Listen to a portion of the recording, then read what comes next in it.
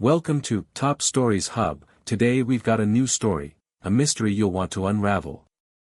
From my earliest memories, I've been the steadfast husband who never refused a single request.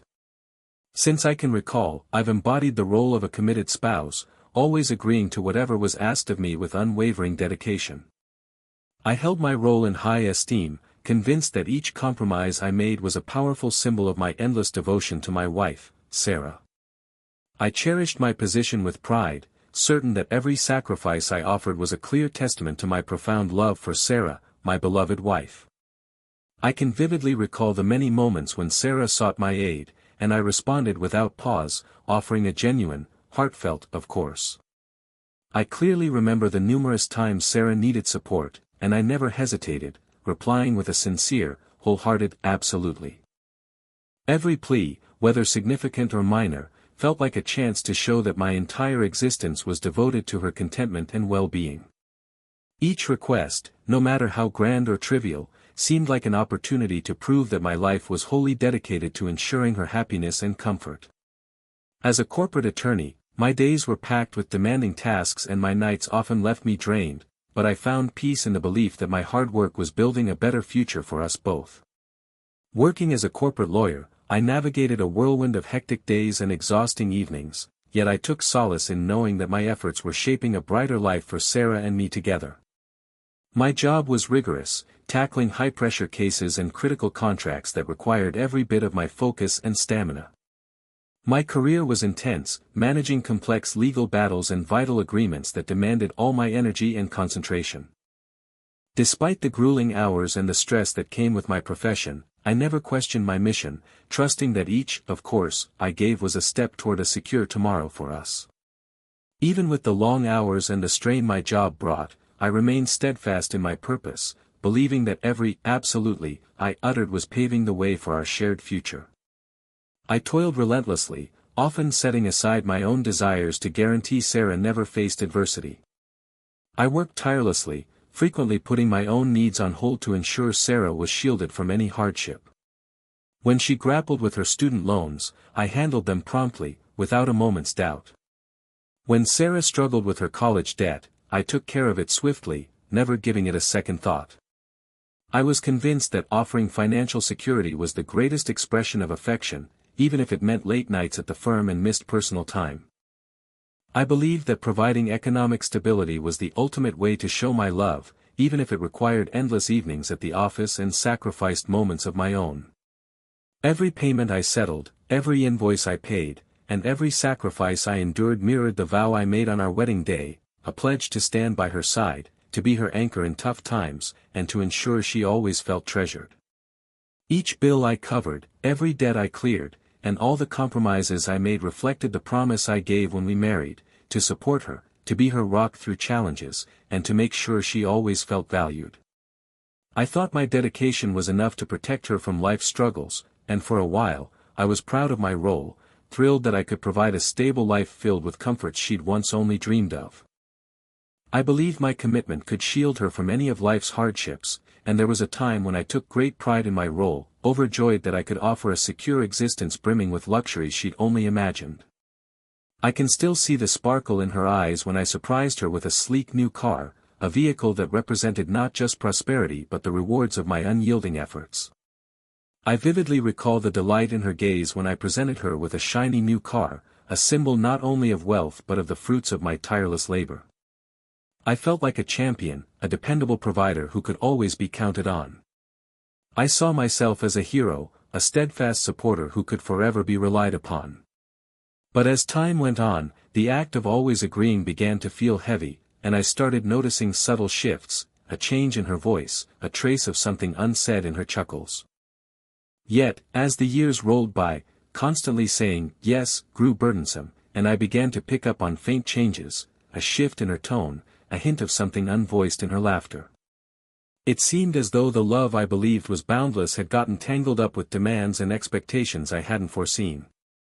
It felt like the affection I thought was unconditional had become knotted with pressures and assumptions I never expected.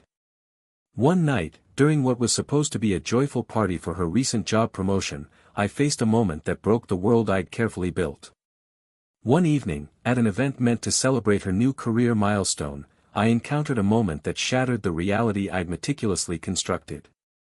I'd orchestrated every aspect of the gathering, making sure Sarah was enveloped in praise and happiness, but when I stepped away to take an urgent work call, I overheard a conversation that crushed my spirit. I'd planned every detail of the celebration, ensuring Sarah was surrounded by admiration and joy, but when I slipped out to answer a pressing work call, I caught a discussion that left my heart reeling. I heard giggles from a corner, and then I recognized her voice, cold and distant, saying, "Michael actually believes he's significant just because he foots the bill for everything," followed by a harsh jab, "I married a fool who thinks his cash makes him matter." I caught laughter from a nearby group, and then I heard her voice, detached and icy, remarking, "Michael genuinely thinks he's important because he pays for it all," paired with a cutting quip, "I ended up with an idiot who believes his money defines him." In that moment, my whole world shifted. At that instant, everything I knew tilted off balance. I realized I wasn't viewed as her equal, not as her true partner, but merely as a tool, a bank account to finance her lifestyle. I understood I wasn't seen as her peer, not as her companion, but only as a means, a wallet to support her way of life. The jolt of that truth hit me like a physical strike. The shock of that realization struck me like a blow to the chest. I stood there, rooted to the spot, grappling to comprehend how every, of course, I'd spoken, every sacrifice I'd made, could be turned into a weapon against me. I froze in place, struggling to process how each absolutely I'd offered, every compromise I'd endured, could be twisted into something to use against me. In that agonizing moment, I saw that I'd been living an illusion, giving up not just my time and effort but also my dignity. In that painful second, I recognized I'd been caught in a falsehood, surrendering not only my hours and energy but my self-worth as well. As I absorbed the sting of those humiliating words, a fierce anger surged within me, a blend of heartbreak, betrayal, and a sharp clarity that I'd lost who I was in pursuit of a one-sided devotion. As those degrading remarks echoed in my mind, a fiery resentment flared inside me, a mix of sorrow, disloyalty, and a sudden understanding that I'd sacrificed my identity for an unreciprocated love. That night, alone in the stillness of our living room, I scrolled through old texts, reflecting on every vow I'd made to Sarah. That evening, in the quiet of our family room, I sifted through past messages, revisiting every promise I'd given to Sarah. I recalled the nights when her smile brightened the shadowy corners of our house, and the tender way she'd say my name, as if I were the only man who mattered to her. I remembered the evenings when her grin lit up the dim spaces of our home, and the gentle way she'd call my name, like I was the only person in her universe. Now, those memories burned, like fading whispers of a time that no longer existed. Those moments now stung, like distant echoes of a past that had vanished. In the hush of that endless night, I decided I'd take back my value. In the silence of that long evening, I resolved to reclaim my sense of worth. I wouldn't be the guy who agreed without thinking anymore. I'd no longer be the man who nodded along blindly. I'd stand up for myself and rediscover the person I was before my sacrifices turned me into just a paycheck. I'd fight for myself and reconnect with the man I used to be before my compromises reduced me to a mere financial source. That was the moment I knew I was through, that I'd no longer let my constant, yes, shape who I was or keep me stuck in a loveless role. That was when I decided I was done, that I wouldn't allow my endless agreements to define me or trap me in an affectionless position. I shut my eyes and drew a deep breath, embracing the fact that my life was on the verge of a major shift. I closed my eyes and took a steadying breath, accepting that everything in my world was about to change forever. I came back from the promotion celebration with a heavy soul, each step resonating with the quiet sting of betrayal. I returned from the party with a burdened heart, every footfall echoing the silent pain of disloyalty. In that moment, the sounds of laughter and chatter from the event melted into a faint, far-off buzz, overtaken by the profound, troubling reality that had been weighing on me for too long.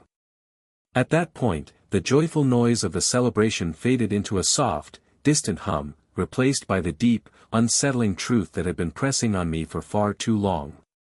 Every compromise, every, of course, I'd spoken, had gradually eroded the core of our marriage until nothing remained but bitterness and grief. Each sacrifice, every absolutely I'd offered, had slowly chipped away at the foundation of our union until only resentment and sorrow were left. As I stepped through the front door, memories of cruel words, mocking giggles, dismissive tones, and icy detachment swirled in my thoughts.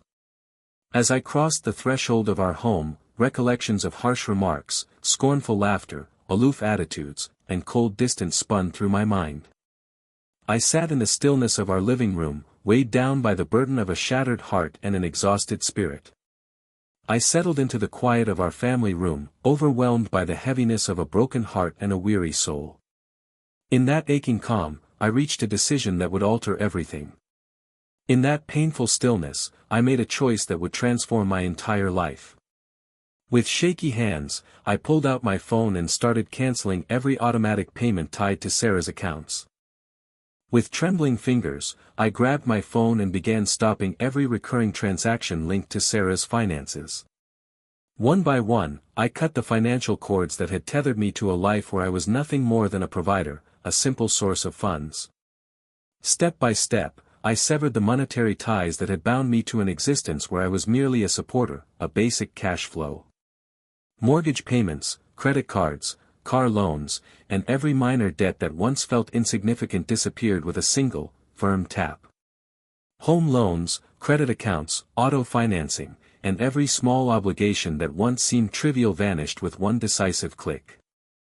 As I watched the figures fade away, an odd sense of freedom washed over me. As I saw the numbers disappear, a strange feeling of liberation flowed through me. Though the stark logic of that action couldn't erase the hurt, it kindled a spark, a resolve to take back the identity I'd lost in a marriage defined only by sacrifice. While the cold rationale of that move couldn't wipe away the pain, it ignited a flame, a determination to reclaim the sense of self I'd surrendered in a union built solely on compromise. My heart raced as I sat alone in the dim light of our living room, wondering how it had all come to this. My pulse pounded as I lingered by myself in the faint glow of our family room, questioning how everything had reached this point. The endless hours at the office, the missed family meals, the quiet concessions, all had turned me into a stranger in my own house. The long nights at work, the skipped dinners with loved ones, the silent sacrifices, all had made me a foreigner in my own home. I thought back to the days when I believed love could conquer any barrier, when being there for Sarah would heal any wound. I recalled the times when I was certain that love could overcome any obstacle, when standing by Sarah would mend any hurt. But that fateful night, as I stopped payment after payment, a harsh truth sank in: I wasn't cherished for who I was, but only for what I could offer. That pivotal evening, as I canceled transaction after transaction, a bitter reality settled in: I wasn't valued for myself, but solely for what I could provide. In that silent moment, I felt both deep sorrow and a touch of relief. In that quiet instance, I experienced both profound grief and a hint of release. The sorrow was for the love that had slipped away, for the trust that had been broken, and the dreams that had been shattered. The grief was for the affection that had faded, for the confidence that had been betrayed, and the hopes that had been crushed.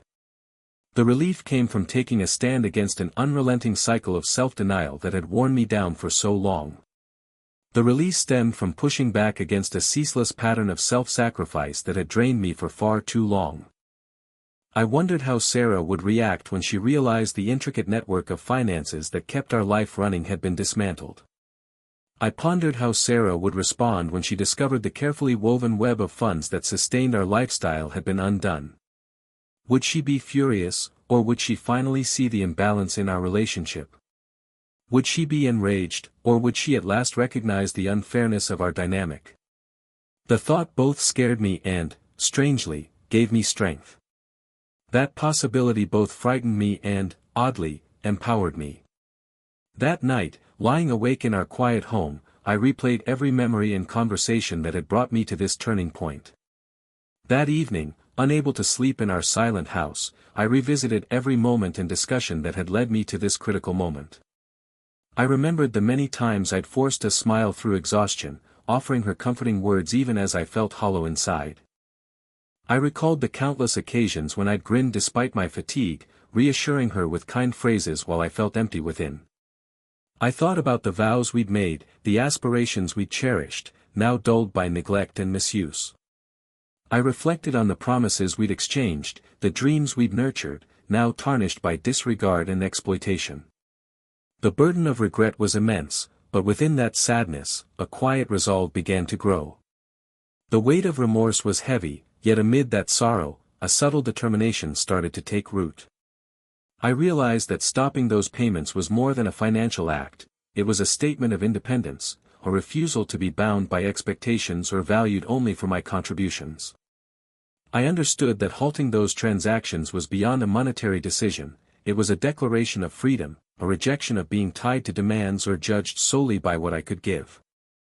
As the hours passed in the early morning stillness, I started to envision a way forward, a path that could help me rediscover the man I once was, balancing love for another with love for myself. As the night faded into the quiet of dawn, I began to see a road ahead, a journey that might allow me to reconnect with the person I used to be, finding harmony between caring for someone else and caring for myself. I committed to uncovering the parts of me that had been buried under endless responsibilities and sacrifices. I vowed to rediscover the pieces of myself that had been hidden beneath unrelenting duties and compromises. In the silence of the night, I embraced the notion that each cancelled payment was a small rebellion, a step toward reclaiming my sense of worth. In the quiet of that evening, I accepted that every stopped transaction was a minor act of defiance, a move toward restoring my self-value. The path ahead was uncertain and full of obstacles, but in that moment, I felt a spark of hope. The journey forward was unclear and fraught with challenges, but at that instant, I sensed a glimmer of optimism. I swore I'd no longer let my constant yes define who I was. I pledged that I wouldn't allow my endless agreements to shape my identity any longer. I'd rebuild a life where I was more than a financial resource, where my value was measured by the strength of my character, not by money. I'd create a new existence where I was more than a source of funds, where my worth was judged by the resilience of my spirit, not by dollars. As the gentle light of dawn filtered through the window, I shut my eyes and took a firm, determined breath. With the soft glow of morning creeping through the blinds, I closed my eyes and drew a deep, resolute breath. I was prepared to face whatever lay ahead, determined to rediscover my own worth and step into a future that truly belonged to me. I was ready to tackle whatever came next, committed to reclaiming my value and embracing a life that was genuinely mine. For the first few days after I stopped the payments, a strange quiet settled over our home, a silence that spoke louder than any argument or harsh word ever could. In the initial days after I halted the transactions, an eerie stillness enveloped our house, a quiet that carried more weight than any dispute or cutting remark. I sat in the faint glow of our living room, the only sound my own steady breaths, as I tried to grasp what I had set in motion. I lingered in the soft light of our family room, hearing only my own even breathing, as I attempted to understand the chain of events I'd started. At first, nothing seemed to change.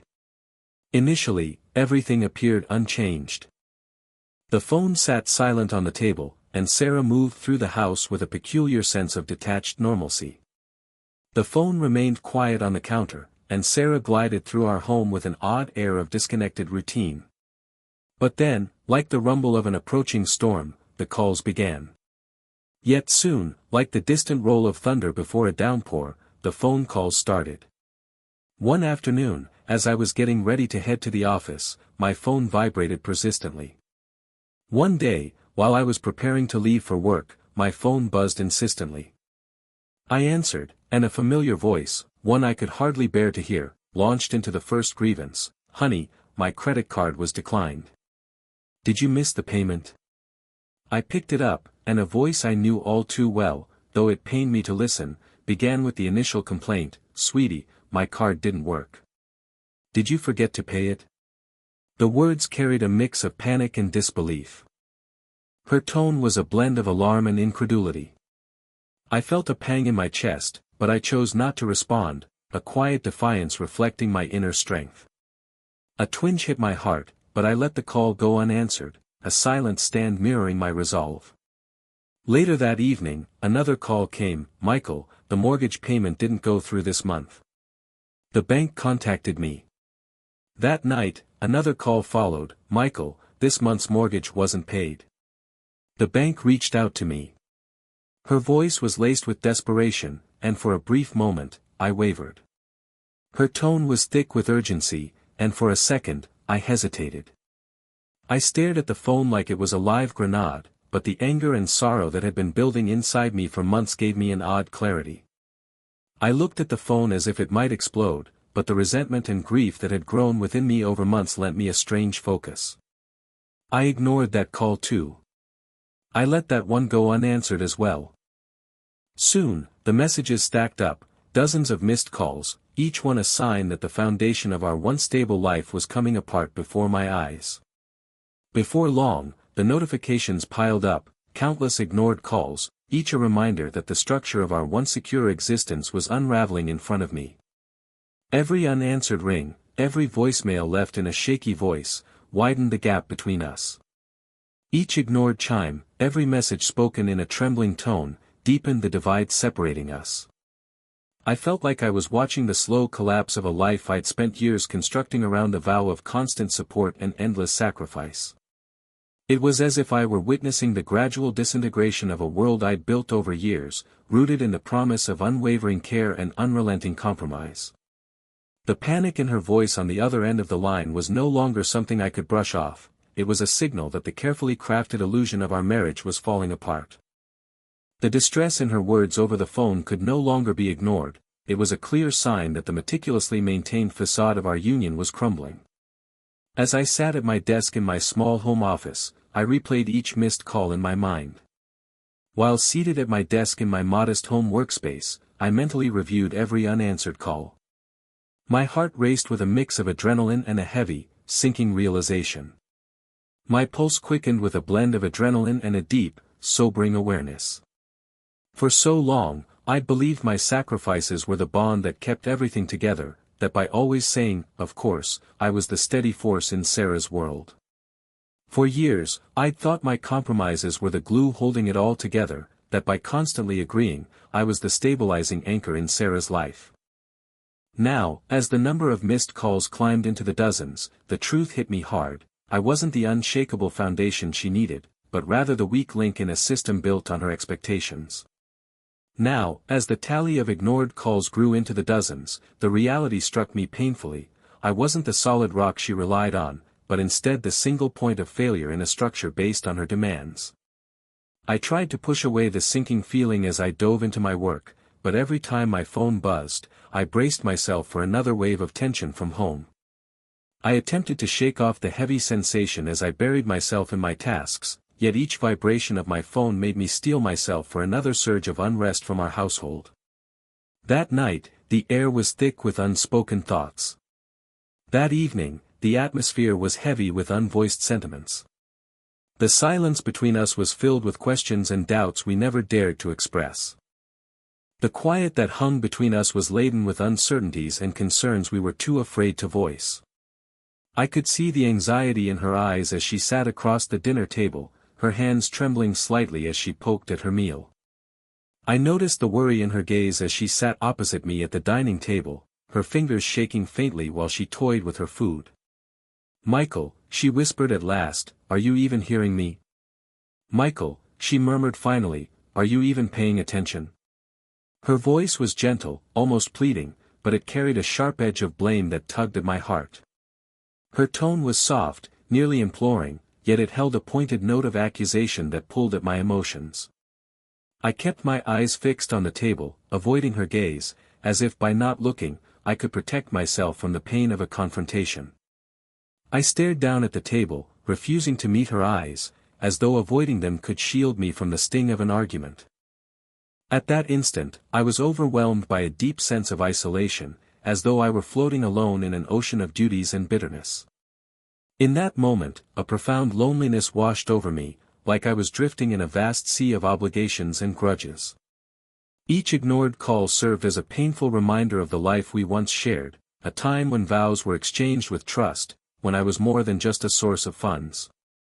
Every unanswered ring brought back memories of the life we used to have, a world where promises were made with sincerity, where I was valued beyond my financial contributions. Now, each silent phone chime resonated with the harsh truth that the affection we once had was being crushed under the burden of lopsided sacrifices. Now, every unheeded call echoed with the stark realization that the love we shared was suffocating beneath the weight of unequal compromises. As the days dragged on, the phone calls kept coming, and so did the frantic tone that used to be Sarah's alone. As time passed, the calls didn't let up, nor did the desperate voice that once belonged only to Sarah. Even my coworkers started to pick up on the shift in me. I was more reserved, less engaged, and each glance at my phone stirred a whirlwind of feelings, guilt, frustration, and a fierce yearning to rediscover the person I'd lost. My colleagues began noticing a change in my demeanor. I grew quieter, more withdrawn, and every peek at my phone unleashed a storm of emotions, remorse, anger, and a deep longing to reclaim the man I once was. I wondered if Sarah understood that each plea for assistance, each panicked outburst, was slowly chipping away at the person I used to be. I questioned whether Sarah realized that every cry for help, every frantic appeal, was gradually wearing down the individual I had been. In the still moments after the chaos of work and the unending stream of missed calls, I started to doubt if the cost of always agreeing was worth the slow erosion of my soul. During the calm lulls following the frenzy of work and the constant flood of ignored calls, I began to wonder if the price of always saying yes justified the gradual decay of my spirit. What was once a simple act of love had morphed into a heavy load that pressed on my conscience and sapped the core of my identity. The once straightforward gesture of caring had turned into a crushing burden that weighed on my mind and drained the essence of who I was. So, in the solitude of that lonely evening, as I listened to the relentless buzzing of a phone that now brought only distress instead of comfort, I quietly swore that things had to change. And so, in the quiet of that isolated night, as I heard the persistent hum of a phone that offered only pain rather than solace, I silently vowed that something needed to shift. Sarah's signs of desperation weren't just her cries for help, they were the last gasps of a relationship hanging by a thread. The signals of Sarah's panic weren't merely her pleas, they were the final wails of a marriage teetering on the brink of collapse. Deep inside, I knew the life I'd once known was fading with every call I let go unanswered. At my core, I understood that the existence I'd once cherished was slipping away with each ring I refused to pick up. After the surge of panic and the eerie quiet that followed my bold move, I woke one morning to find Sarah had changed her approach. Following the wave of distress and the unsettling silence after my defiant act, I rose one day to discover Sarah had shifted her strategy. The void in our home was now filled with a new kind of turmoil, a tempest of guilt and sadness aimed squarely at me. The emptiness in our house was now overtaken by a different storm, a barrage of remorse and sorrow directed right at me. I recall that morning vividly. The sun had just peeked over the horizon, its rays slipping through the blinds, when a message popped up on my phone. I remember that day clearly. The sun was barely up, its light filtering through the curtains, when a text appeared on my screen. It was from Sarah, her words heavy with both urgency and blame. "Michael, I need you. Don't do this to me," she begged in a quivering voice that stirred both sympathy and resentment in me. The message was from Sarah, laden with desperation and accusation. "Michael, I'm begging you. Please don't keep this up," she pleaded in a shaky tone that sparked both pity and bitterness within me.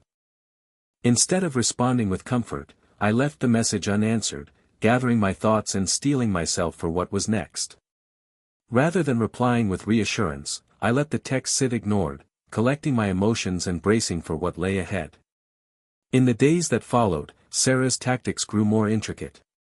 Over the next few days, Sarah's methods became increasingly complex. When phone calls and texts didn't get the reaction she wanted, she turned to social media as her new battleground. When her calls and messages failed to provoke a response, she shifted her efforts to social media as her latest stage.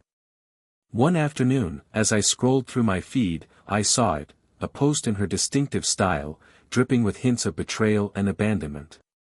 One day, while browsing my timeline, I came across it, a post written in her unmistakable tone, laced with suggestions of disloyalty and desertion. The post said, "Some folks only help you so they can hold it over your head later." Her update read, "Certain people only do things for you to rub it in your face afterward." It was brief, vague, and crafted to pull at the heartstrings of anyone who saw it. It was short, cryptic, and designed to tug at the emotions of everyone who read it. A cold, searing anger welled up inside me as I realized she was trying to sway not just me, but our entire circle of friends and acquaintances. A deep, icy fury surged within me when I understood she was attempting to manipulate not only me, but all our mutual friends and connections. Her closest friend, Jessica, was quick to chime in on the post, adding comments that portrayed me as cold and selfish. Her best friend, Jessica, didn't hesitate to comment, echoing sentiments that painted me as heartless and self-absorbed. I still recall reading her remark, "Ugh, I can't stand people like that," and feeling a crushing wave of disappointment. I can still picture seeing her comment, "God, I hate those kinds of people," and the heavy pang of letdown that followed. It felt like the same people who once respected our marriage were now being pulled in by her carefully woven story. It seemed as though the very folks who once admired our partnership were now swayed by her meticulously crafted narrative. I kept reminding myself that I hadn't done anything wrong, that every financial compromise I made came from a place of love and duty, but deep down, I started to wonder if my choices had blinded me to the truth of our relationship. I tried to reassure myself that I was in the right, that each monetary sacrifice stemmed from affection and commitment, but at my core, I began questioning whether my actions had kept me from seeing the reality of our bond. Sarah's persistent efforts didn't end there. Sarah's relentless attempts didn't stop with that. One night, as I sat alone in our silent kitchen, I overheard her speaking softly on the phone, her voice barely audible from the next room. One evening, while I was by myself in our quiet kitchen, I caught her talking in hushed tones on the phone, her words just out of earshot in the adjacent room. I strained to listen, and what I heard sent a chill through me. I focused intently, and what I picked up made my blood run cold. She was telling a mutual friend that I was financially punishing her over a minor misunderstanding. She was confiding to a shared friend that I was cutting her off financially because of a small miscommunication.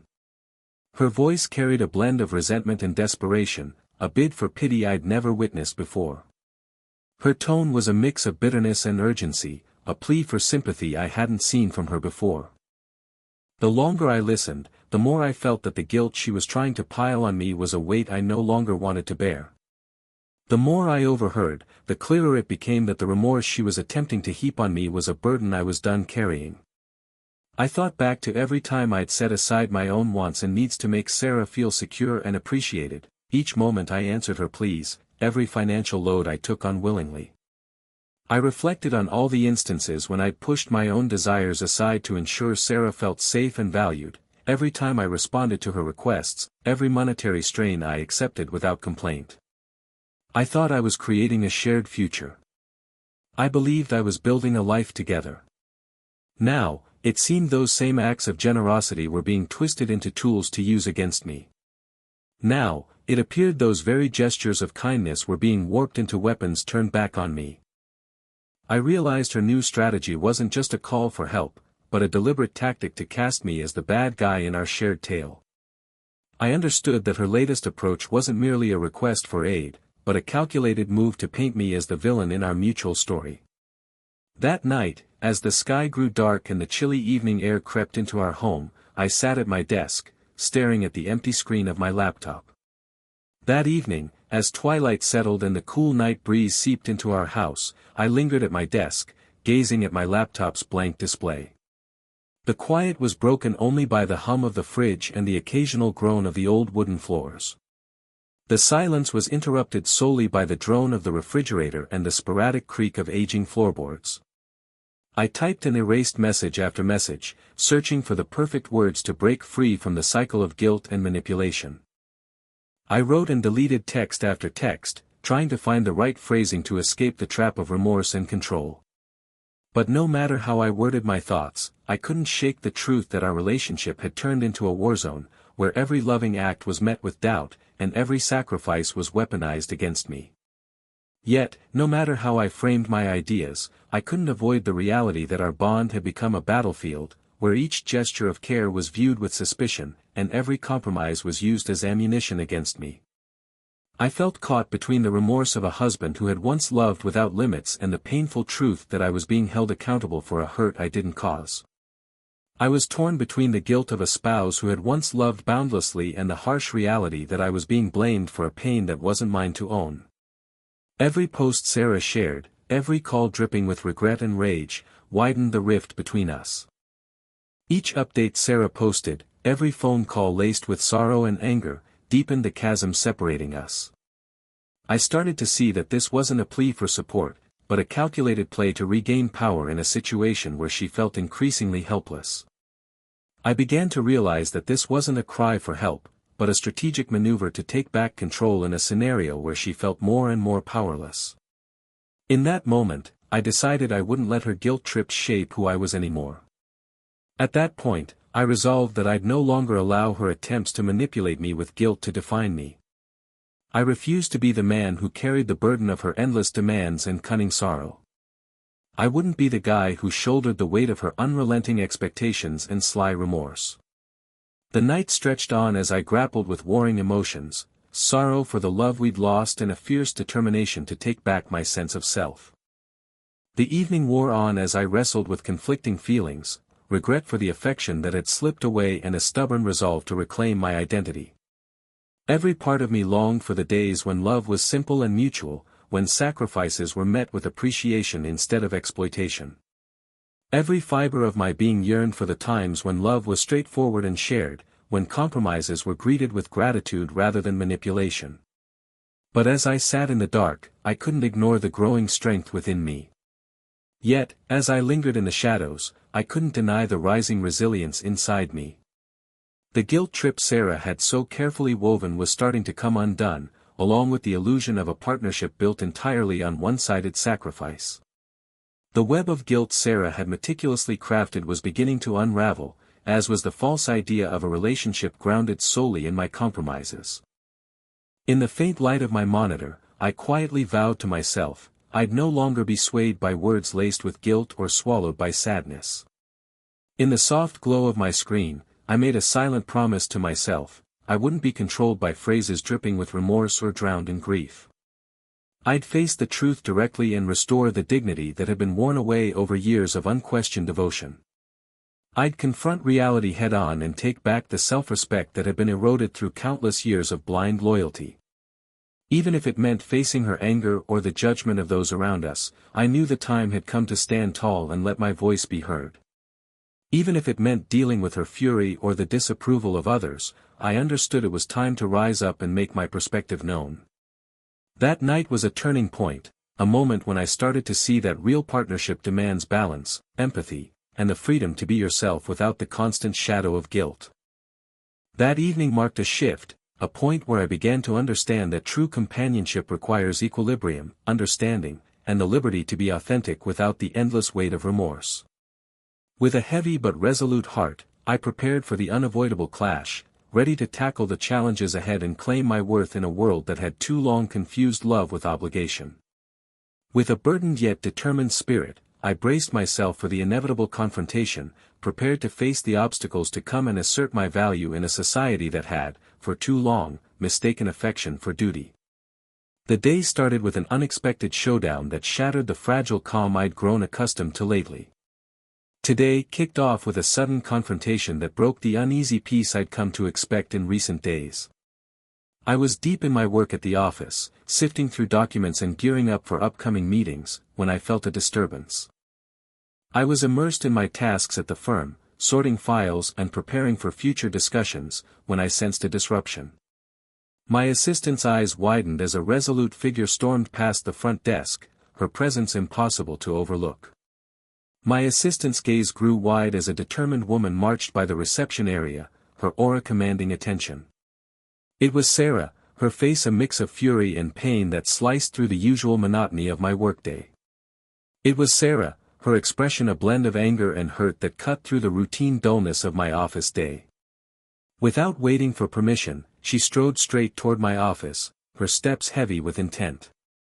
Not bothering with an invitation, she charged directly to my workspace, her movements weighted with purpose. I stood up from behind my desk, my heart racing, realizing this wasn't a casual visit but a calculated ambush, a buildup of pent-up frustration that could no longer be held back. I rose from my chair, my pulse pounding, understanding that this wasn't a random drop-in but a deliberate strike, a culmination of bottled-up resentment that could no longer be contained. "Michael, we need to talk right now," she demanded, her tone leaving no room for debate. "Michael, we have to talk this instant," she insisted, her voice allowing no space for argument. The urgency in her words gave me no choice, and I guided her to the privacy of the conference room. The intensity in her tone left no room for hesitation, and I led her to the seclusion of the meeting room. The space, usually reserved for serious business talks, now turned into the stage for a personal showdown. The room, typically used for high-stakes professional discussions, became the arena for a deeply personal conflict. I motioned for her to sit, but I stayed standing, trying to calm the storm of emotions churning inside me. I gestured for her to take a seat while I remained on my feet, attempting to steady the whirlwind of feelings swirling within me. Her eyes blazed with raw emotion, and I could see the weight of long-held grievances and letdown reflected in them. Her gaze burned with intense feeling, and I could sense the burden of prolonged struggles and disappointment mirrored in her eyes. She didn't waste a second. "This has dragged on long enough," Sarah snapped, her voice growing louder with each word. She jumped right in. "This has gone on far too long," Sarah barked, her tone rising with every syllable. "You've made your point by cutting off every cent I relied on, and now you expect me to figure it out alone. Fix the bills, fix the mortgage, fix the car payments, fix the credit cards, fix everything. You've driven your message home by stopping every dollar I depended on, and now you think I can just handle it by myself. Pay the bills, cover the mortgage, take care of the car loans, sort out the credit cards, deal with it all." Her accusations poured out in a rush, each one more cutting than the last. Her charges spilled out rapidly, each one sharper than the one before. I stood there in silence, the tension in the room building with every word she spoke. I listened quietly, the strain in the air growing thicker with each phrase she uttered. I slowly crossed my arms, a motion that reflected my inner determination and the weariness built up over years of sacrifice. I deliberately folded my arms, a gesture that conveyed my resolve and the exhaustion accumulated from years of compromise. "What exactly am I supposed to fix?" I asked, my voice steady despite the tempest brewing inside me. "What am I supposed to make right?" I questioned calmly, though a storm was raging within me. "You're my wife," Sarah shot back, her eyes narrowing as if to drive her words home with a sharp sting of certainty. "You're my spouse," Sarah snapped, her gaze tightening as though to underscore her statement with a piercing truth. In that moment, I could almost feel the years of unspoken complaints bubbling to the surface. At that instant, I could sense the weight of countless unvoiced grievances erupting. The role of husband had been stripped down to an empty title, robbed of the mutual respect and companionship it once stood for. The label of husband had been reduced to a hollow shell, stripped of the shared admiration and partnership it used to represent. "No," I responded with conviction, my tone composed but edged with a bitter resolve. "Not anymore," I answered firmly, my voice even but tinged with a sharp finality. "I was your provider, your backbone.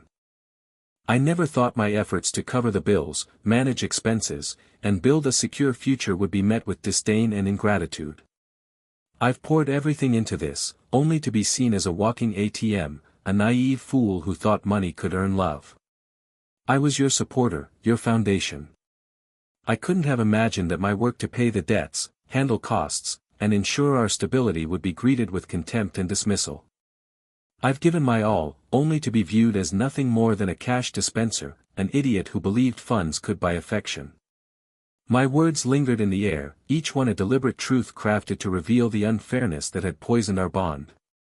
My statements hung heavily between us, each a carefully chosen fact meant to expose the imbalance that had tainted our relationship.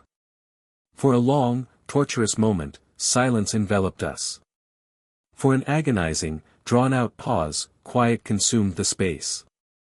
I could sense the burden of our shared history pressing down, our breathing the only sound in the room. I felt the weight of our past bearing down, the rhythm of our breaths the sole noise in the space. Then, with a hint of desperation seeping into her voice, Sarah yelled, "You're my husband. You're supposed to look out for me." Then, with urgency creeping into her tone, Sarah shouted, "You're my spouse. You're meant to take care of me." Her voice broke under the pressure of years of unfulfilled expectations and buried pain. Her words cracked beneath the strain of countless unmet hopes and hidden hurts. But I felt no sympathy, only a hardened determination forged through years of endured sacrifices. Yet I had no pity, only a steely resolve shaped by the fire of long-borne compromises. I shook my head slowly. "I'm not the husband you thought I was. I was just your provider, and that role loses all meaning when it's taken for granted without appreciation or respect." I tilted my head gently. "I'm not the spouse you imagined. I was merely your supporter, and that position becomes empty when it's exploited without gratitude or regard." My words, stark and unflinching, reverberated in the room's stillness. My statements, cold and direct, echoed in the quiet of the space. I saw Sarah's face twist with a blend of shock and pain, a brief flash of vulnerability quickly overtaken by defiance. I watched Sarah's expression contort with a mix of disbelief and anguish, a fleeting moment of openness swiftly replaced by resistance. Before I could say more, she leaped to her feet, her eyes burning with a rage I'd never witnessed. Before I could elaborate, she jumped up, her gaze blazing with a fury I'd never seen before. With one last piercing stare, she stormed out, leaving behind a suffocating silence and the bitter truth that our marriage had been reduced to a cold exchange of funds and resentment. With a final, searing glare, she charged out, leaving a heavy quiet and the harsh realization that our union had been distilled to a transactional trade of money and bitterness. I lingered in that oppressive silence for what seemed like hours, the weight of our past crashing against the void of our future in my mind. I stayed in that stifling stillness for what felt like an eternity, the burden of our history colliding with the emptiness of what lay ahead in my thoughts. I reflected on every time I'd answered her pleas for help, every compromise I'd made for love, the sleepless nights spent fretting over our financial stability, the moments I'd pushed my own aspirations aside to give her everything she desired.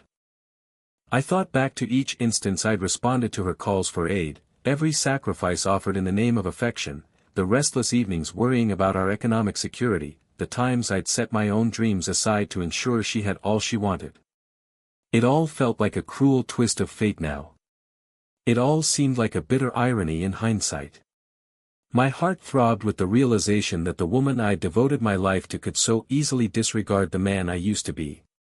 My chest ached with the understanding that the person I'd given everything for could so readily dismiss who I once was. I remembered our brighter days, when every yes was a gesture of love, and every sacrifice a pledge for a shared tomorrow. I recalled our happier times, when each sure was an act of devotion, and every compromise a vow for a future together. Those memories, once a balm, now only sharpened the hurt, reminding me how far we'd grown apart and how our once warm love had turned into a transactional chill. Those moments, once a comfort, now deepened the pain, highlighting how distant we'd become and how our once vibrant affection had cooled into a business-like detachment. I'd given my all without expecting anything back, and now, sitting alone in that abandoned room, I wondered if I'd ever truly been valued or understood. I'd poured everything into our life without asking for anything in return, and now, alone in that forsaken space, I questioned whether I'd ever been genuinely seen or appreciated. The confrontation had ripped open a wound that wouldn't heal easily, a scar of lost identity, broken dreams, and a profound disillusionment with a life built on one-sided loyalty. The clash had torn open a gash that wouldn't close quickly, a mark of vanished selfhood, shattered hopes, and a deep disenchantment with an existence rooted in unbalanced devotion. As I slowly collected my thoughts and prepared to leave the conference room, I felt a strange blend of relief and grief. As I gradually gathered my emotions and got ready to exit the meeting room, I experienced an odd mix of release and sorrow. I knew this encounter was a pivotal moment, one that would forever change the trajectory of our lives.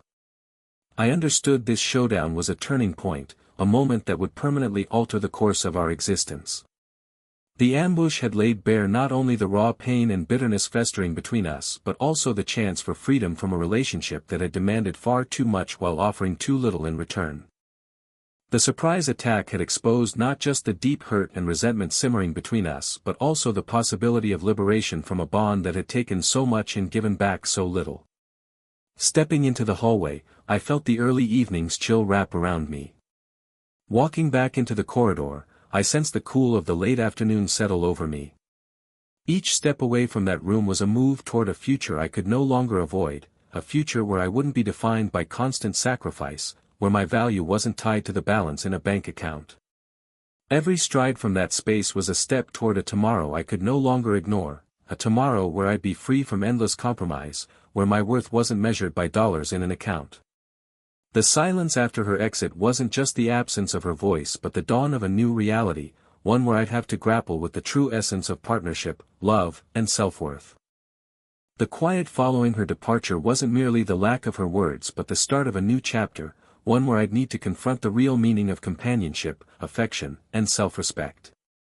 I left the building that day with a burdened heart but a resolute spirit, knowing the ambush had forever changed the fabric of our lives. I walked out of the office that afternoon with a heavy soul but a determined mindset, aware that the confrontation had irrevocably shifted the structure of our existence. As the door shut behind me, I knew I'd crossed a point of no return. As the door closed at my back, I realized I'd passed a threshold from which there was no going back. In the calm solitude of the evening, I reflected on the clash between duty and longing, on the vows I'd made and the toll they'd taken. In the quiet of that night, I pondered the collision of obligation and desire, on the promises I'd given and the price I'd paid.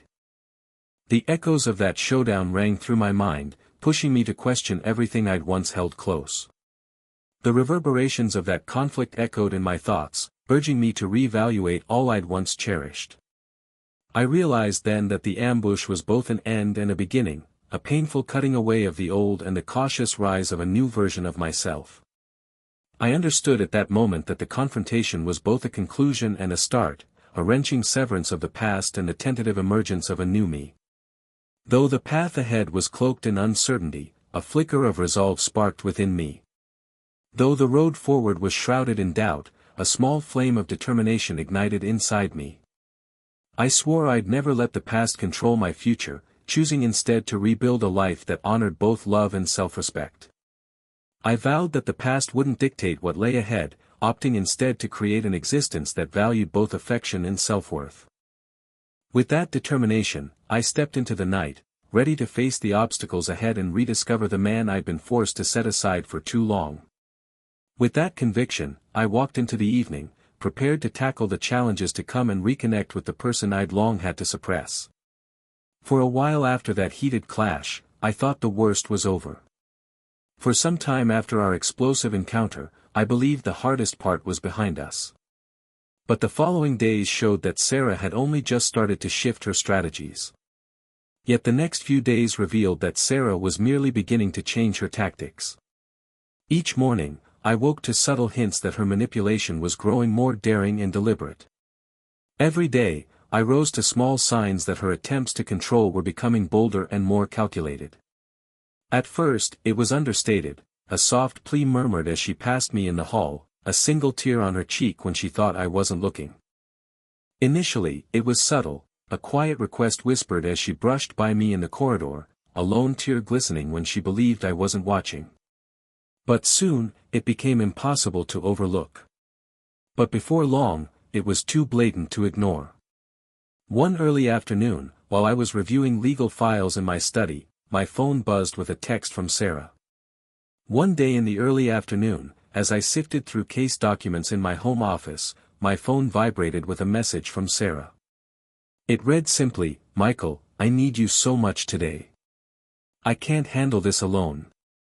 It stated plainly, "Michael, I really need you right now. I'm falling apart without you." The words, free of their usual flourishes, carried a deep sadness that pulled at my heart, even as I braced myself against them. The message, stripped of its typical embellishments, held a heavy grief that tugged at my emotions, though I steeled myself against it. I replied with a brief acknowledgement, but inside, I felt a troubling mix of compassion and frustration. I sent a short response, but within me, an uneasy blend of empathy and anger stirred. I knew those words hid a tactic, a carefully crafted effort to stir guilt and obligation. I recognized that behind those words was a strategy, a meticulously designed attempt to evoke remorse and duty. That evening, when I got home from a grueling day at the office, I found Sarah in the living room, her eyes glued to her phone. That night, after returning from a long day at work, I saw Sarah in the family room, her gaze fixed on her phone's screen. The screen's glow illuminated her face, giving her expression a mix of pain and determination.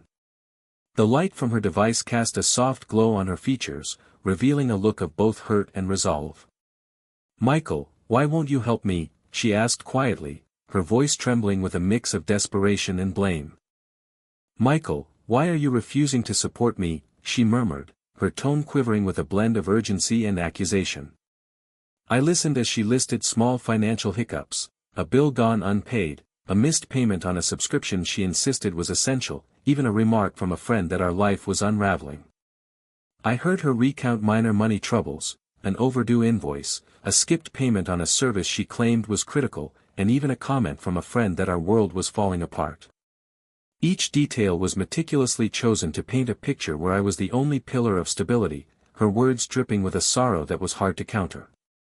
Every point was carefully selected to create a narrative where I was the sole source of security, her voice laced with a grief that made it tough to argue. But I was weary of being ensnared in this web of guilt. Yet I was exhausted from being caught in this trap of remorse. I responded calmly, "Sarah, I've made my decisions.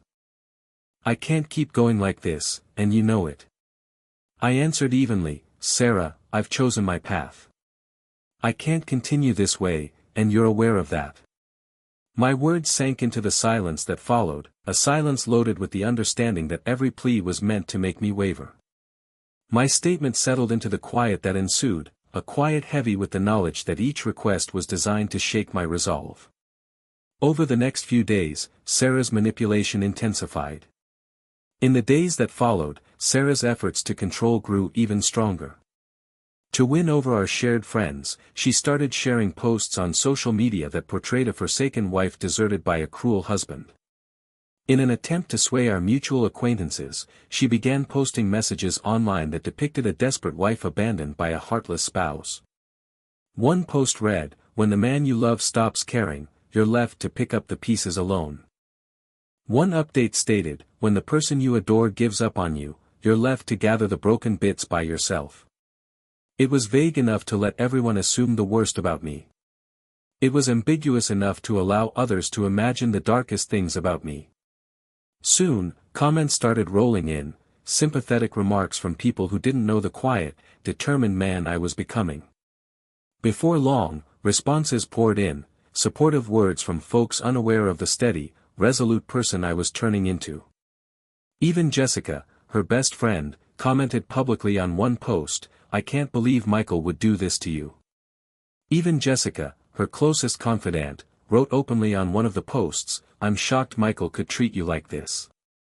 Each comment stung, but I refused to let them drag me back into the cycle of guilt. Every remark hurt, but I wouldn't allow them to pull me back into the spiral of remorse. Instead, I grew even more steadfast in my choice. Instead, I became even more firm in my decision. That same week, Sarah opened a new front in her manipulation by contacting my workplace. That week, Sarah launched another angle of control by reaching out to my office. I was in the middle of a high-stakes meeting when someone from HR pulled me aside. I was deep in a tense discussion when a member of the human resources team called me out. They told me Sarah had called, expressing worry about my well-being, saying I was overwhelmed and needed time off. They informed me that Sarah had phoned, voicing concern for my mental state, claiming I was overstressed and required a break. Her words were framed as a plea for help, a desperate bid to undo my choices by appealing to everyone's compassion. Her statements were presented as a cry for support, an urgent attempt to reverse my decisions by tugging at people's empathy. I kept my composure, explaining that I was focused on my work and managing things my way. I stayed calm, clarifying that my priority was my job and that I was handling matters in my own manner. But inside, I felt the pressure building. Yet internally, I sensed the strain mounting. The tactics I'd come to loathe were now infiltrating every part of my life, turning my personal resolve into a public drama. The strategies I'd grown to resent were now creeping into every corner of my world, transforming my private determination into a public spectacle. Later that night, alone in my darkened study, I reflected on the ceaseless manipulation that had become my everyday reality. That evening, by myself in my dimly lit home office, I thought about the unrelenting control tactics that had become my daily norm. The sound of my own breathing filled the quiet as I reread the texts and social media posts on my phone. The rhythm of my breaths echoed in the silence as I reviewed the messages and online updates on my device. Every plea, every carefully crafted sentence, reminded me how deeply entangled our lives had become and how the power dynamic was shifting. Each request, every meticulously worded line, was a cue of how intricately woven our existences were and how the balance of control was changing. I thought back to the early days of our marriage, when love was effortless and expectations were shared. I recalled the beginning of our union, when affection was uncomplicated and our hopes were mutual. Now, the balance had tipped irreversibly, and I was caught between the duty I'd always felt and the urgent need to reclaim my own sense of self. Now, the scales had shifted permanently, and I was torn between the obligation I'd always carried and the pressing desire to rediscover my identity. In that long, restless night, I started to grasp the full extent of Sarah's plan. During that sleepless, endless evening, I began to see the complete scope of Sarah's strategy. It wasn't just about the money or missed payments, it was about power, about twisting reality until I was cast as the antagonist in a story she was determined to rewrite. It wasn't merely about finances or skipped bills, it was about control, about bending the truth until I was painted as the villain in a narrative she was set on reshaping. Every text she sent, every post she shared, was a deliberate move to stir a mix of sympathy and anger from those around us. Each message she sent, every update she posted, was a calculated step to provoke both pity and outrage from our circle. I could almost feel her influence in every word, the constant echo of her demands reaching into every part of my life. I could nearly sense her presence behind each phrase, the persistent ripple of her expectations seeping into every aspect of my existence. Yet, I also saw that in her relentless quest for sympathy and validation, she was exposing the deep cracks in our relationship.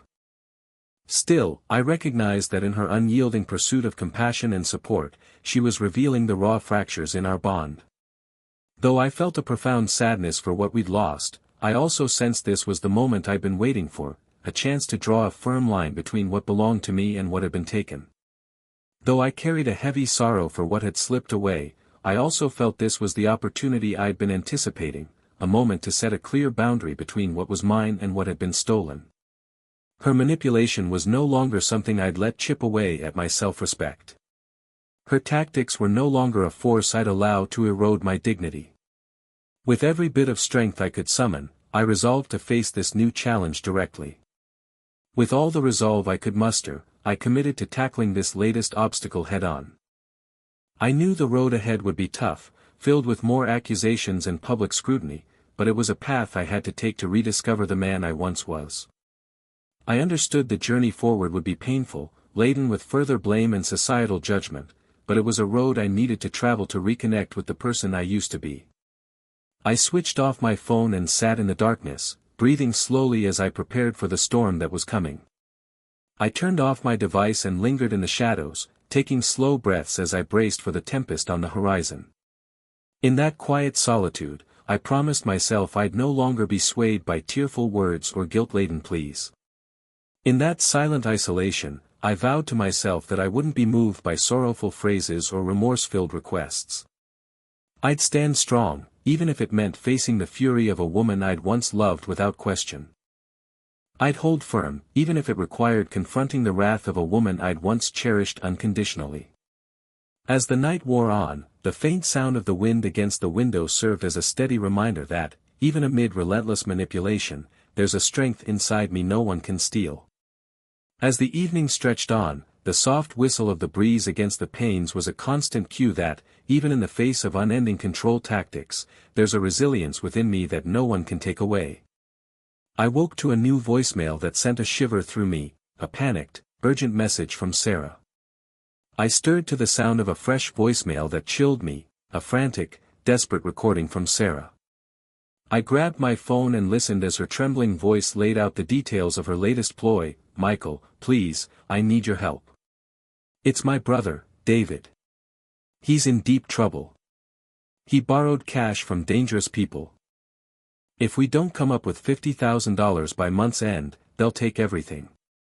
I picked up my device and heard her quivering voice describe her newest scheme. "Michael, I'm begging you, I need you. It's my brother, David. He's in serious trouble. He took money from the wrong crowd. If we don't pay $50,000 by the end of the month, they'll take it all."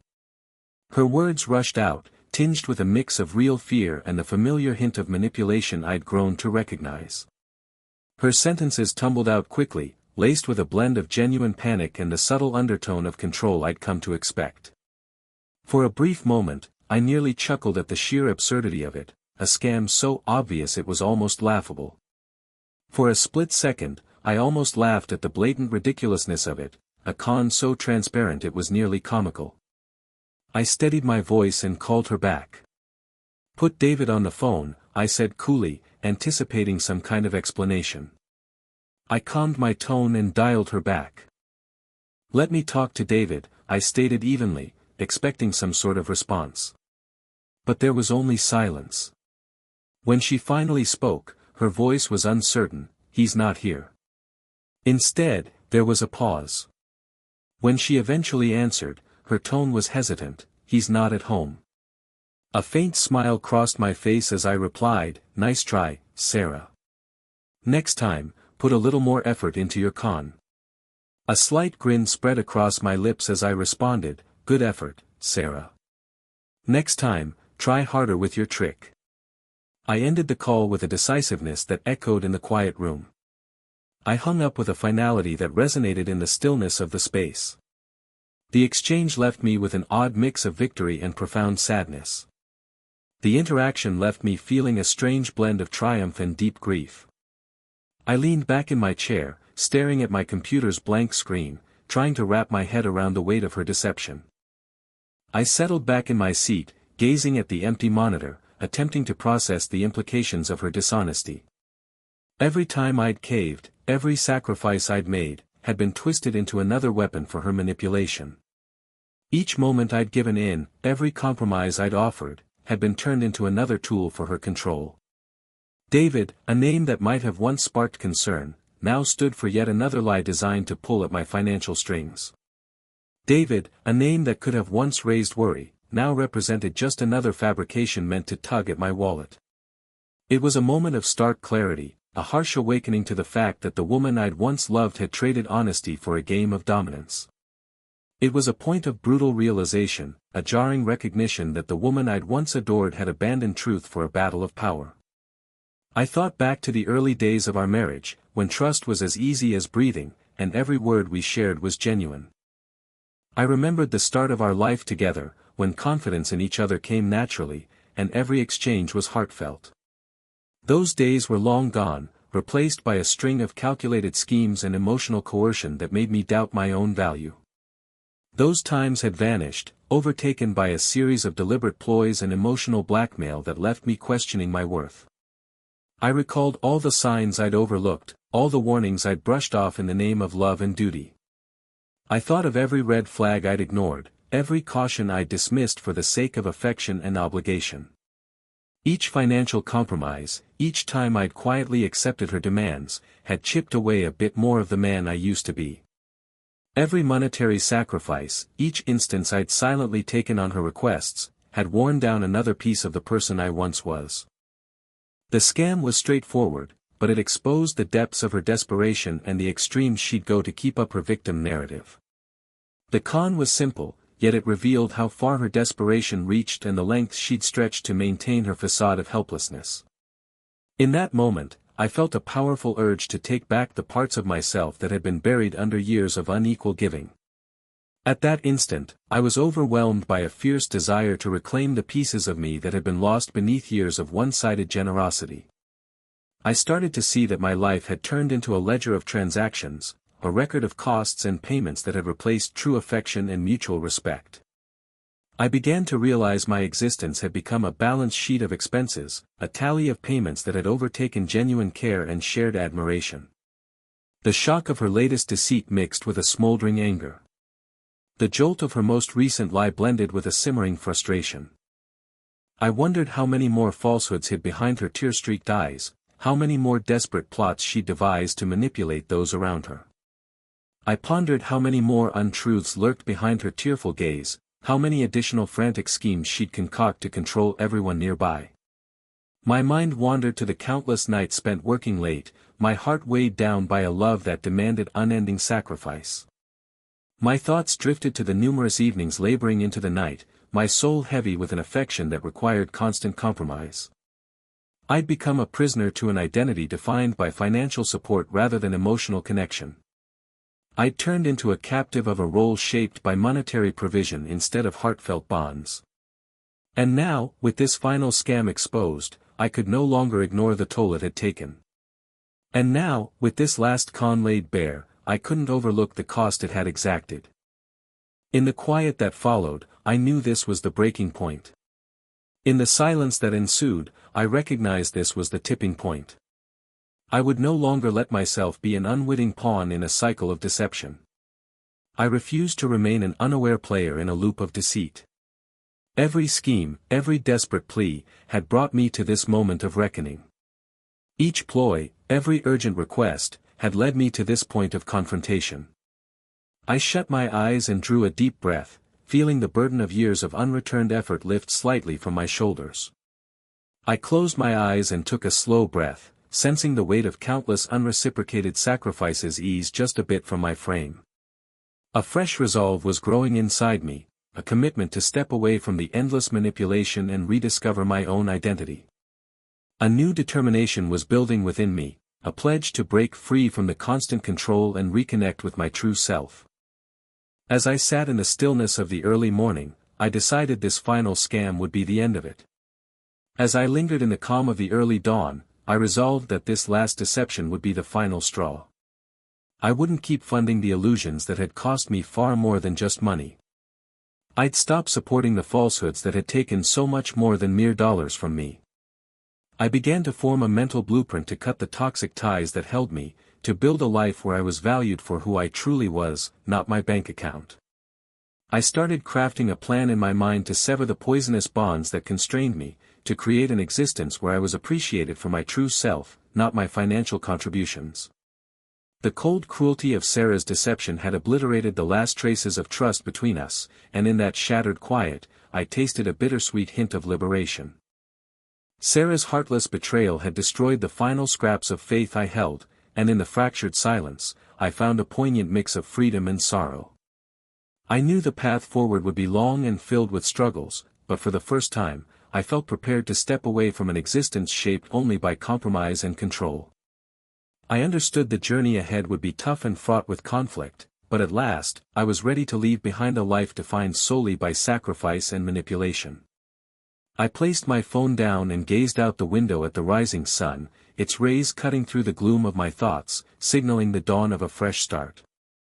I set my phone aside and looked out at the morning sun, its light piercing the darkness of my mind, marking the beginning of a new chapter. The last con was done, and with it, the era of my life ruled by constant, yes, and unkept promises came to an end. That final scam was over, and so was the phase of my existence dominated by endless agreements and broken vows. The day began like any other, but a nagging unease tugged at me from the moment I opened my eyes.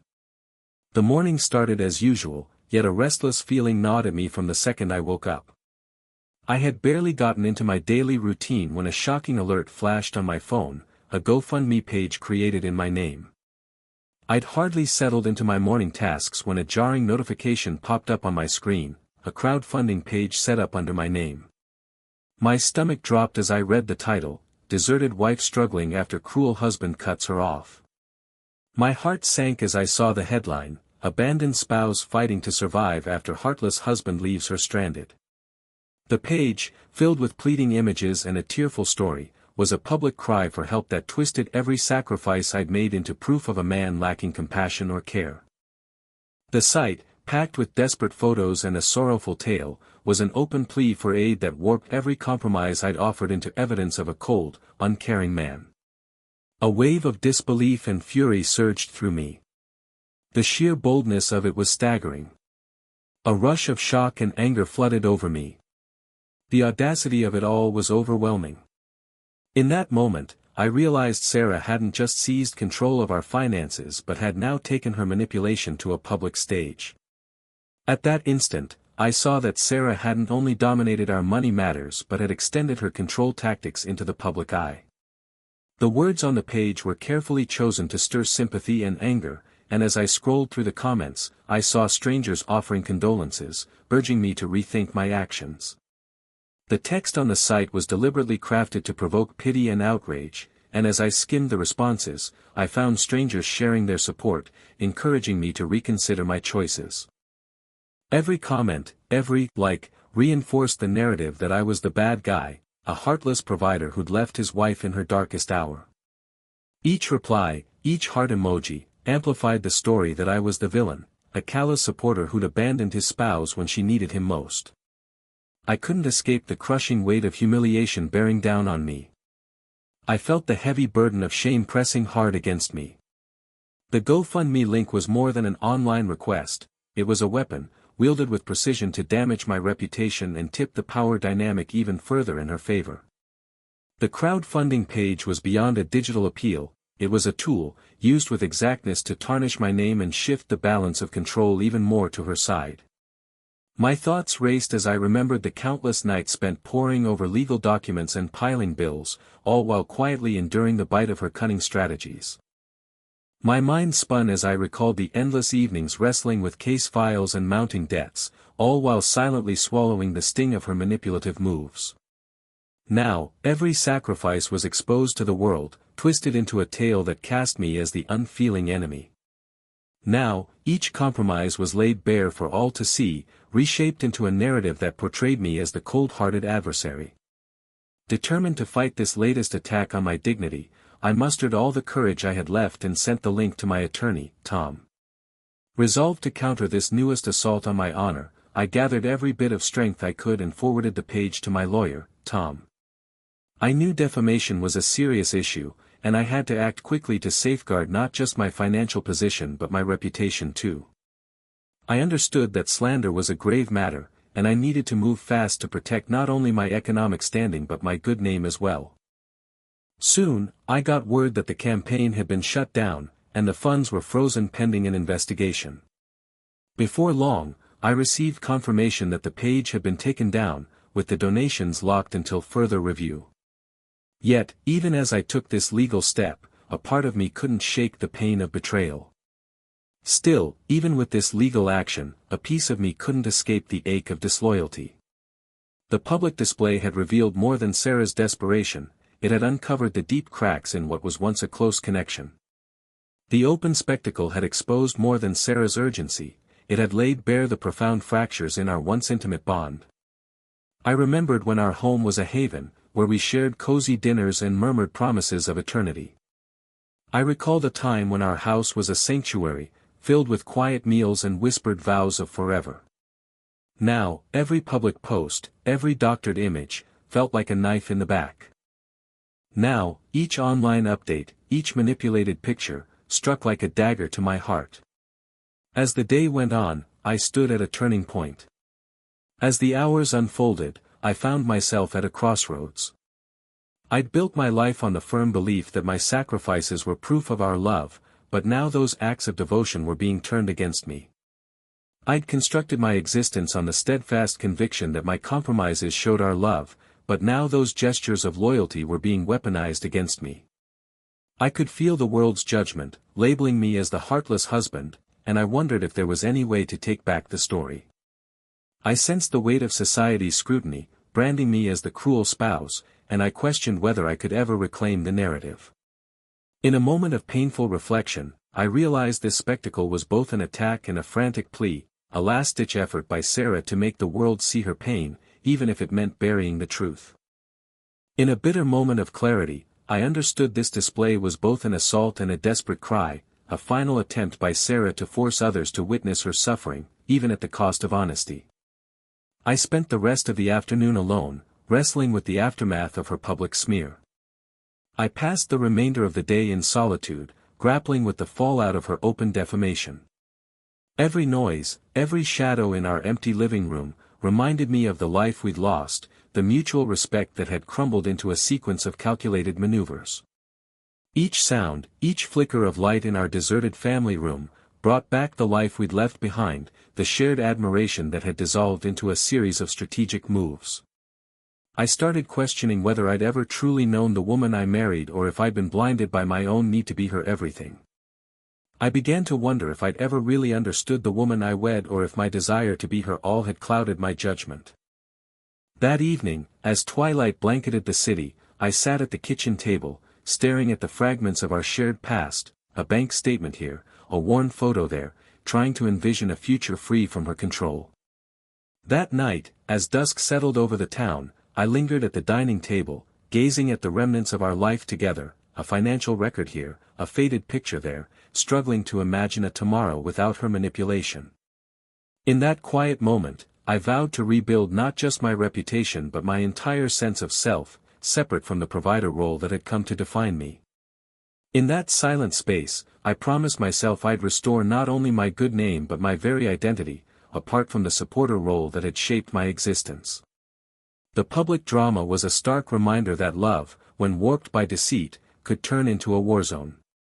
The open spectacle was a harsh cue that affection, when twisted by lies, could become a battleground.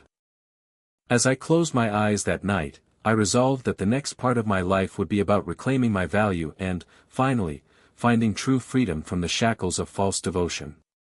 As I shut my eyes that evening, I committed to making the next chapter of my life one of rediscovering my worth and, at long last, breaking free from the chains of hollow adoration. The consequences came quickly and without notice. The fallout hit fast and without warning. The sleek car that once shone with pride was repossessed, its absence a quiet symbol of the collapse of everything I'd built. The luxury vehicle that once gleamed with success was taken away, its disappearance a silent testament to the unraveling of all I'd created. I watched from the window as the tow truck hauled off the emblem of achievement, each metallic clank mirroring the shattering of my world. I stood at the window as the tow truck carted away the symbol of triumph, every metal clang echoing the breaking of my reality. In its place, a heavy weight settled, a load I'd carried for far too long. In its void, a crushing burden took hold, a weight I'd borne for much too long. Soon, the house that had held our memories was listed for sale. Before long, the home that had cradled our past was put on the market.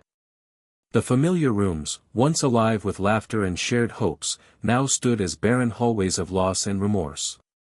The well-known spaces, once filled with joy and mutual dreams, now loomed as empty corridors of grief and regret. The pristine garden and carefully maintained interiors, once sources of solace, became harsh reminders of broken vows and betrayed trust. The immaculate yard and well-kept rooms, once places of comfort, turned into stark symbols of unkept promises and shattered faith. It wasn't long before I learned Sarah's credit cards were maxed out, a final sign that the life she'd constructed on borrowed time was collapsing under her own mismanagement. Soon, I discovered Sarah's credit accounts were tapped out, a last clue that the existence she'd built on fleeting credit was crumbling due to her own poor choices. With each financial hit, I felt a piece of my identity slipping away, as if who I was had been measured in dollars and debts. With every monetary blow, I sensed a part of my sense of self fading, as though my essence had been valued in currency and obligations. And then, there was silence, a quiet so profound it roared in my ears. And then came a stillness, a silence so deep it thundered in my mind. For the first time in months, I didn't hear Sarah's voice. For the first time in ages, Sarah's voice was absent. The phone, once alive with constant demands and pleas, sat motionless and mute. The device, once buzzing endlessly with requests and appeals, remained still and silent. I wandered through our home, the quiet now a steady companion, feeling a strange blend of relief and melancholy. I roamed our house, the silence now a constant presence, experiencing an odd mix of ease and sorrow. The absence of her calls, her texts, and even her occasional laughter marked a shift in a life that had been consumed by relentless sacrifice. The lack of her messages, her voicemails, and even her rare chuckles signaled a change in an existence that had been overtaken by unending compromise. Just when I thought the silence might bring some calm, it was broken by a call from her best friend, Jessica. Just as I believed the quiet might offer some peace, it was shattered by a call from her closest friend, Jessica. The phone rang at an absurdly late hour, its piercing tone cutting through the calm of my thoughts. The device chimed at an unreasonable time, its sharp sound slicing through the stillness of my reflections. With a hesitant sigh, I picked up. "Michael, I know you don't owe Sarah anything, but she's not doing okay," Jessica's voice quavered, heavy with concern that was hard to dismiss. With a reluctant breath, I answered. "Michael, I get that you don't owe Sarah a thing, but she's struggling." Jessica's tone trembled, filled with worry that wasn't easy to ignore. I paused, my heart weighed down but my determination unshaken, and responded flatly, "That's not my issue anymore." I hesitated, my soul heavy but my resolve firm, and replied in a level voice, "It's not my problem now." There was a brief pause, as if Jessica was searching for the right words, before she continued in a soft, almost apologetic tone, "She's unwell. She won't say it, but she's lost so much weight. She barely eats. I think she's hoping you'll come back." A short silence followed, as though Jessica was gathering her thoughts, before she went on in a hushed, nearly regretful voice, "She's sick. She won't admit it, but she's dropped a lot of weight. She hardly touches food. I believe she's waiting for you to return." Each word hit me like a punch. Every sentence struck me like a blow. It was the ultimate manipulation, the final desperate attempt to drag me back into a life that had already taken so much from me. It was the last control tactic, the ultimate frantic effort to pull me back into an existence that had drained me for too long. I remembered the endless nights spent waiting by the phone, the ceaseless loop of hope and letdown, and the slow wearing away of the man I once was. I recalled the countless evenings by the phone, the relentless cycle of expectation and disappointment, and the gradual erosion of the person I used to be. In that quiet moment, with Jessica's words ringing in my ears, I realized the final page of our shared story was being written. In that silent instant, with Jessica's voice echoing in my mind, I understood the last chapter of our life together was closing. I felt no remorse, only a deep sense of release. I had no guilt, only a profound feeling of freedom. The woman who had once filled every corner of my world was now just a fading shadow of manipulation and lies. The woman who had once dominated every part of my life was now merely a dim memory of control and deceit. The silence that had settled over our home wasn't just a lack of noise but a powerful confirmation of my choice to break free. The quiet that enveloped our house wasn't simply an absence of sound but a strong affirmation of my decision to liberate myself. Every missed payment, every stopped bill, every harsh exchange had brought me to this point of clear, unshakable resolve. Each failed transaction, every cancelled invoice, every bitter word had led me to this moment of sharp, unwavering determination. I could almost feel the burden lifting from my shoulders as I accepted that I was no longer the man who bent over backward to fix every hurt, absorb every setback, or cover every loss. I could nearly sense the weight rising from my frame as I embraced that I was no longer the person who went to extremes to mend every wound, take on every failure, or handle every deficit. The life I'd known was gone, replaced by a future that offered not reunion but renewal. The existence I'd lived was over, giving way to a tomorrow that promised not reconciliation but rebirth. In that final conversation with Jessica, I knew I wouldn't return to a place where my value was judged only by what I could give. In that last exchange with Jessica, I understood I'd never go back to a world where my worth was measured solely by what I could provide. Instead, I chose to walk away from a story that had become poisonous and unsustainable.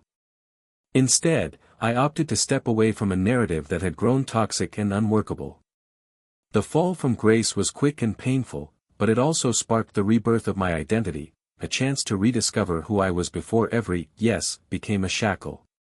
The collapse was swift and agonizing, but it also ignited the revival of my sense of self, a moment to reconnect with who I was before each sure turned into a chain. As I hung up the phone, the silence returned, not as an emptiness but as a blank slate for a new beginning. When I ended the call, the quiet came back, not as a void but as a fresh canvas for a new start. The whispers of the past still lingered in the corners of my mind, but for the first time in ages, I was free to hear my own voice. The echoes of yesterday still murmured in the edges of my thoughts, but for the first time in a long while, I could listen to my own perspective.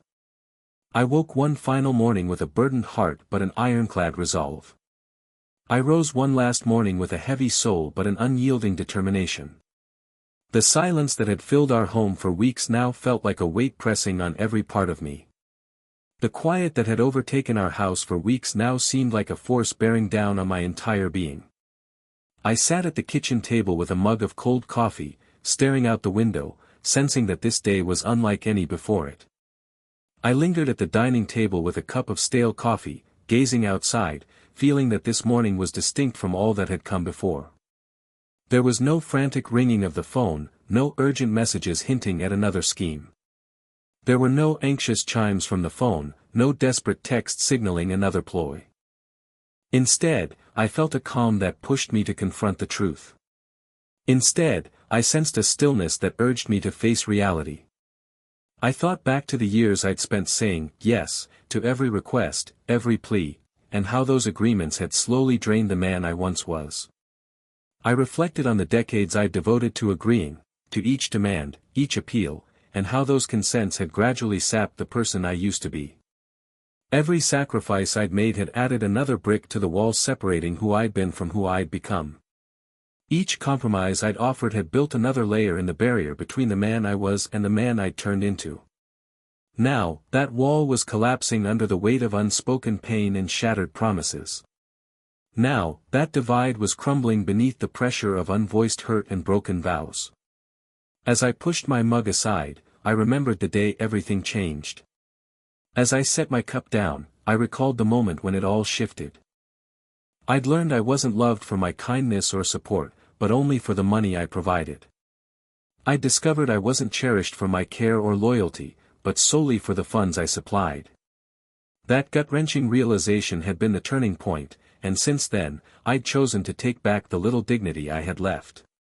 That heart-shattering truth had been the pivotal moment, and from that point, I'd decided to reclaim what scraps of pride remained.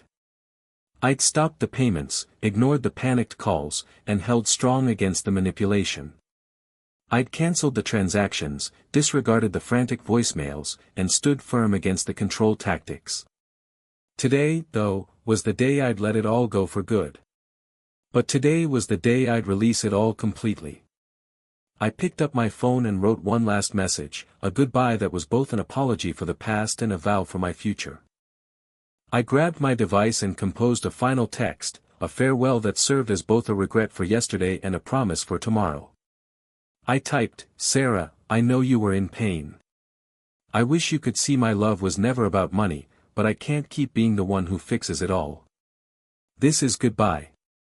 I wrote, "Sarah, I understand you were hurting.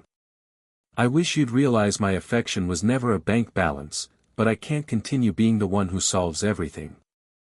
This is farewell." I sent the message with shaky fingers, feeling like I was cutting a cord that had defined my entire existence. I pressed send with trembling hands, as though I was severing a tie that had shaped my whole life. With the text sent, I walked through the silent rooms of our home one final time. With the message delivered, I moved through the quiet spaces of our house one last time. Every familiar item, a framed picture on the wall, the old clock ticking in the hall, the worn armchair where we once sat side by side, carried memories both sweet and painful. Each known object, a photo on the wall, the ancient clock chiming in the corridor, the faded chair where we once rested together, held recollections both tender and bitter. I felt the grief of lost years and unreturned loyalty, yet I also sensed a faint spark of freedom rising from the depths of my despair. I carried the sorrow of wasted time and unreciprocated devotion, but I also felt a soft glimmer of liberty emerging from the pit of my hopelessness. As I collected a few personal belongings, I paused at the door, thinking back to the early days of our marriage when hope glowed brightly in our eyes, and every yes was a pledge for a shared future. As I gathered a handful of personal items, I stopped by the door, recalling the first days of our union when optimism shone in our gazes, and each, sure, was a commitment to a life together. That hope had faded under the crushing weight of endless demands and manipulations. That optimism had withered beneath the heavy load of unrelenting requests and control tactics. I realized I'd sacrificed not just my money but my very sense of self along the way. I understood I'd given up not only my finances but my entire identity in the process. With one last glance at the life I'd built, a life that had turned into a war zone of financial deals and empty promises, I stepped into the crisp morning air. With a final look at the existence I'd created, a world that had become a battlefield of monetary transactions and hollow vows, I walked out into the cool dawn breeze. The world outside seemed untouched by the end of our story, yet each breath felt like a reclamation of the self I'd lost. The world beyond appeared indifferent to the close of our chapter, but every inhale seemed like a step toward reclaiming the person I'd misplaced. I walked away slowly, leaving behind the fragments of a marriage that had once been full of dreams and potential. I moved away gradually, abandoning the remnants of a union that had once brimmed with aspirations and possibilities. In the silence of that walk, I felt both the ache of goodbye and the thrill of a fresh start.